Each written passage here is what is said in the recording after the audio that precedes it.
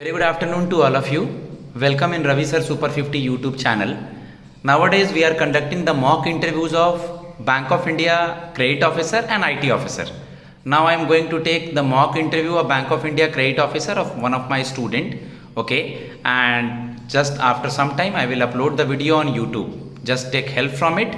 My number is 7503235358. If you want to take GD and mock interview, just text me on my number. Yes, please come. Yes. Thank you, sir. Very good afternoon. Good afternoon, sir. Please have a seat. Thank you, sir. Okay, Vishal, briefly introduce yourself. Thank you for giving me this opportunity, sir. My name is Vishal Dubey, and I am born and brought up in Kanpur. My father name is Mr. Jawahar Dubey, and he is a contractor. My mother name is Mrs. Mamta Dubey. She is a homemaker. Okay, Vishal, you are basically from Uttar Pradesh. Yes, sir.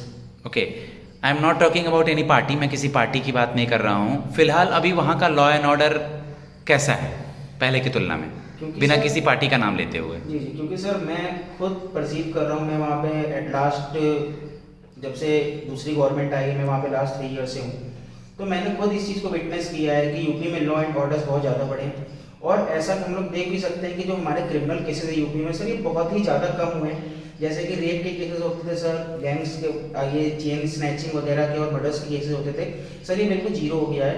और दूसरे states sir जो हैं UP को ऐसा role model बना के अपने states में इस मॉडल को इम्प्लीमेंट करना चाह रहे हैं. तो ये हमारे स्टेट के लिए बहुत ही अच्छा मतलब गौरव की बात है सर. किसी भी व्यक्ति के लिए बैंक क्यों जरूरी है, बैंक में अकाउंट होना क्यों जरूरी है? सर मेरा ऐसा मानना है किसी भी व्यक्ति के लिए बैंक में अकाउंट होना इसलिए ज़रूरी है कि ताकि जब एक पर्सन के मान लीजिए फ्यूचर में सर ऐसा हो कि उसको बहुत ज़्यादा मतलब एक सर्टेन नीड पड़ जाए किसी चीज़ की, तो सर वो शुरू से कुछ अपना पैसा जो है धीरे धीरे से अकाउंट्स में सेव करता है. जैसे उसको फ्यूचर में इन केस कोई नीड पड़ती है तो एज अ उसका मतलब रिसोर्स या उसको रिजर्व कहते हैं, वो उसको काम करता है. और फाइनेंशियल इंक्लूजन जैसा कि हम लोग पढ़ाने की बात कर रहे हैं, तो सर बैंक अकाउंट भी ज़रूरी है. डीडी और चेक में 2 डिफरेंस बताइए, only 2. Okay sir. So sir सबसे बड़ा डिफरेंस है कि सर चेक बाउंस हो सकता है बट डीडी कभी बाउंस नहीं हो सकता है. And the another thing is sir कि चेक जो है कोई इंडिविजुअल या कंपनी ड्रॉ करती है, जबकि जो डीडी है सर वो बैंक ही आपको बना के देगी. ठीक है विशाल, आपका किस बैंक में अकाउंट है? सर मेरा स्टेट बैंक ऑफ इंडिया में है. डेबिट कार्ड के पीछे सीवीवी अंक कितने डिजिट का होता है? सर लास्ट 3 डिजिट्स का होता है सर केवल. लास्ट 3 डिजिट नहीं, 3 डिजिट का होता है. सीवीवी का full form? Sir card verification value. Okay, moratorium word सुना है आपने? Yes sir. क्या होता है इसका मतलब?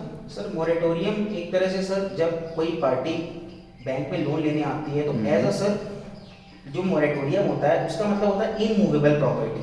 सर वो इमूवेबल प्रॉपर्टी को एज अ कोलैटरल रखवाती है, उसके अगेंस्ट में लोन लेती है. हिडनबर्ग ने कुछ समय पहले इंडिया में किसी कंपनी के ऊपर में रिपोर्ट निकाला था. Yes sir. उस पे एक किसी कमिटी ने भी हेड किया था. एक यस सर. कमिटी का नाम और किस कंपनी के ऊपर था ये याद पता है आपको?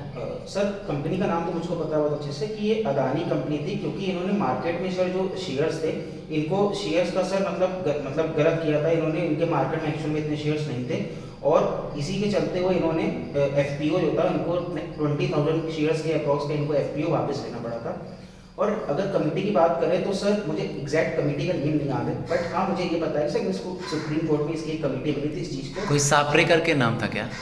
यस सर, जहाँ तक सापरे ही था सर. यस सर सापरे वही थे. Yes sir. ठीक है, बैंकिंग रेगुलेशन एक्ट कब आया? Sir banking regulation 1949 sir. 1949. बैंकों का नेशनलाइजेशन कब किया गया? 1969 सर. कितने बैंकों का?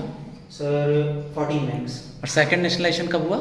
सर सेकंड नेशनलाइजेशन एग्जैक्टली 1980 में हुआ 6 बैंकों का. Okay sir. Bank of India पहली बार नेशनलाइज हुआ था कि दूसरी नेशनलाइजेशन? पहली बार नहीं हुआ था सर, 1969 में सर. ओके, फर्स्ट टाइम 1969 में जब नेशनलाइजेशन हुआ था, प्रधानमंत्री कौन थे? Sir mister Narasimha.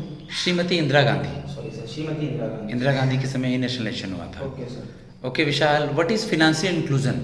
Sir, financial inclusion is basically that opening more and more saving account for the of the people in the bank, so that they can have a saving account, and each and every person should have a banking facility with them. So it is the financial inclusion, and there are various schemes like one of the famous scheme is Pradhan Mantri opening account. That is मुद्रा का full form आराम से? Sir मुद्रा micro unit development and refinance agency. Yes sir. इसमें 3 loan आते हैं इसके अंदर। Yes sir. धीरे धीरे तीनों लोन के नाम और उसका लिमिट बता दीजिए। सर हाँ, इसमें 3 आते हैं सर। पहला है सर मेरा शिशु, दूसरा है किशोर तरुण और तीसरा है किशोर। तो सर जब हम बात करें शिशु की तो 50,000 तक के लोन शिशु में आते हैं। 50,000 से लेके सर शिशु के बाद किशोर होगा, फिर तरुण। हाँ सर। तो फिर सर शिशु जैसे मैं बताया 50,000 तक के लोन्स। सर फिर किशोर है, किशोर में 50,000 से 5 लाख तक के लोन्स। और सर तरुण में 5 लाख से लेकर 10 लाख रुपीज़ तक के लोन का अमाउंट। प्रधानमंत्री जनधन योजना की शुरुआत किस ईयर की गई थी? सर 2014 में सर। ओके, डीबीटी का फुल फॉर्म?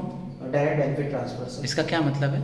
सर जैसे ये डायरेक्ट बेनिफिट ट्रांसफर के थ्रू क्या होता है कि आपका आधार जो आपके अकाउंट से लिंक कर दिया तो सीधे आपके अकाउंट में जो भी आपको गवर्नमेंट स्कीम्स निकालती है सीधे आपके अकाउंट में ही आपको पैसे मिलते हैं, आपको कैश की जरूरत नहीं होती। ये एक फाइनेंशियल इंक्लूजन का एक फर्स्ट स्टेप और ये बहुत ही अच्छे स्टेप मानते हैं। आपने गले में क्या पहना है ये? सर ये तुलसी माला है सर। तुलसी माला है आप? ओके, तो आप किसको फॉलो करते हैं? सर मैं प्रॉपरली इस्कॉन को फॉलो करता हूँ सर। इस्कॉन को फॉलो करते हैं, ठीक है। क्या जानते हैं इस्कॉन के बारे में आप? सर इस्कॉन एक ऑर्गेनाइजेशन है जिसके फाउंडर श्रील प्रभुपाद जी हैं। और ये सर कृष्ण भक्ति को आगे बढ़ाता है और सर इंडिया को मतलब एज अ जो रिलीजियस थिंग है सर उसको आगे बढ़ा रहा है कि लोगों के अंदर रिलीजियस फीलिंग्स जो है वो आए सर। किसी ऐसे जगह पे आपकी अगर हम पोस्टिंग करते हैं जहाँ पर फूडिंग का थोड़ा इशू हो तो आप कैसे मैनेज करेंगे? सर क्योंकि जब मैंने इस एग्ज़ाम की प्रिपरेशन स्टार्ट की थी तो मुझको पता था कि मुझको ये जॉब कहीं भी मिल सकती है, इधर भी साउथ और किसी भी एरिया में मिल सकती है।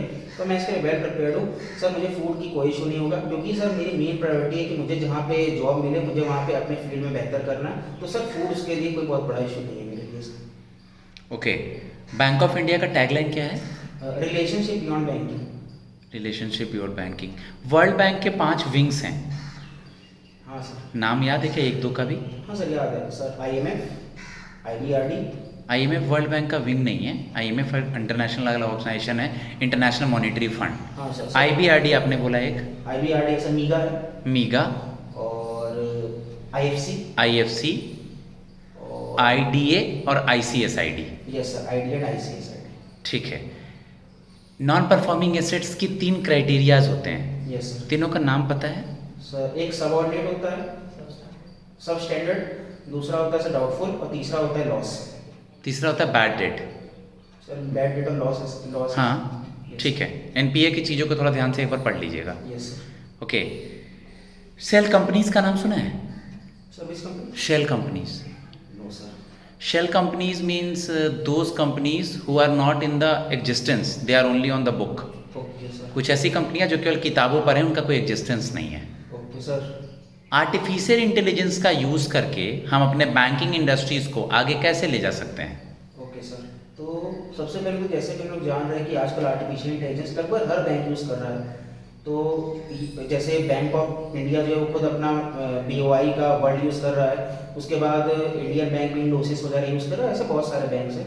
तो आर्टिफिशियल इंटेलिजेंस ये काम करता है, जैसे अगर मान लीजिए कोई कस्टमर है तो सर हम लोग उसकी नीड्स को जानते हैं, उस नीड्स को AI में फीड करते हैं और वो उन्हीं की नीड्स के अकॉर्डिंग सर उन कस्टमर्स को प्रोडक्ट देता है, वो सर्विस देता है, जिससे कि उनको जो रियल में नीड है उनको वही प्रोडक्ट सर्विसेज मिलती है। तो ये आर्टिफिशियल इंटेलिजेंस आपका बहुत हेल्प करता है बैंकिंग में सर। अटॉर्नी जनरल कौन है अभी इंडिया का?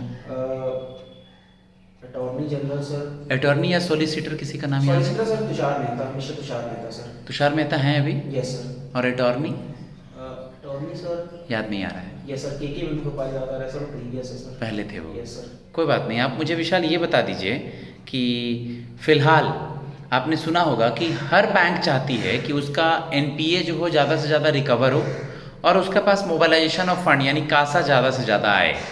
तो आजकल बैंक के एम्प्लॉयज़ को मार्केटिंग के लिए भी जाना होता है। Yes, तो आप अपने कोई बगल में भी एक और बैंक है, आपके बैंक के बगल में हाँ, आपका बैंक ऑफ इंडिया है और बगल में कोई एक और बैंक है कैनरा बैंक। तो आप लोगों को कैसे प्रेरित करेंगे कि आप बैंक ऑफ इंडिया में ही अकाउंट खुलवाएं, वहाँ ना जाएं? सर देखिए मैं किसी को ऐसा फोर्स नहीं करूंगा कि आप मेरे यहाँ ही अकाउंट खुलवाइए, उस बैंक में नहीं खुलवाइए सर। ये तो अपनी पर्सनल चॉइस है या आपको लेकिन अपने का बिजनेस बढ़ाना है। हाँ सर। तो मैं उस पर ही आ रहा हूँ सर कि अपने बैंक का बिजनेस बढ़ाने के लिए मैं उनको ये बताऊंगा कि हमारा बैंक उस बैंक की कंपैरिजन में क्या आपको बेटर फैसिलिटीज और क्या आपको बेटर चीज़ें दे रहा है।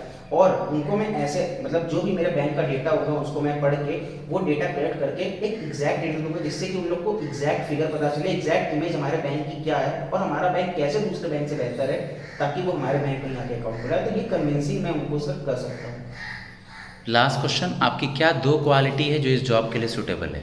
सर सबसे पहले तो मैं कहना चाहता हूँ कि सर मेरे अंदर कन्विंसिंग पावर है कि मैं किसी को बात करके सर उनको, मेरे अंदर एक्सप्लेनेशन पावर है, उनको समझा सकता हूँ चीज़ों को काफ़ी अच्छे तरीके से, क्योंकि सर मैंने बीबीए किया हुआ है। तो मेरे पूरे कोर में सर आपका कस्टमर से डीलिंग ही थी। मेरे पूरे कोर्स में सर मेरा 3 सेमेस्टर फील्ड सब्जेक्ट रहता है सर, जिसमें आपको कस्टमर से जा जाके रिसर्च करना होता है और सर हमको रिपोर्ट रेडी करनी होती है। तो एक तो सर मेरे अंदर कम्युनिकेशन स्किल्स है, जो कि सर बहुत ही इंपॉर्टेंट मैं मानता हूँ कि आप किसी एक बैंक में एक एम्प्लॉय को होनी चाहिए। सेकंड थिंग सर, मेरे अंदर एक लीडरशिप क्वालिटी है, जिसके तहत अगर मान लीजिए बैंक में कोई भी इशू आता है तो मैं आगे से आगे आकर उस बैंक को किसी भी चीज़ में हेल्प करने के लिए सबसे आगे से आगे रहूँगा, ताकि मेरे साथ जो भी एम्प्लॉयज़ है वो और मेरे साथ मतलब कॉन्ट्रीब्यूट करके अपने आप को वो भी आगे बढ़ा सकें। तो ये लीडरशिप क्वालिटी है सर मेरी।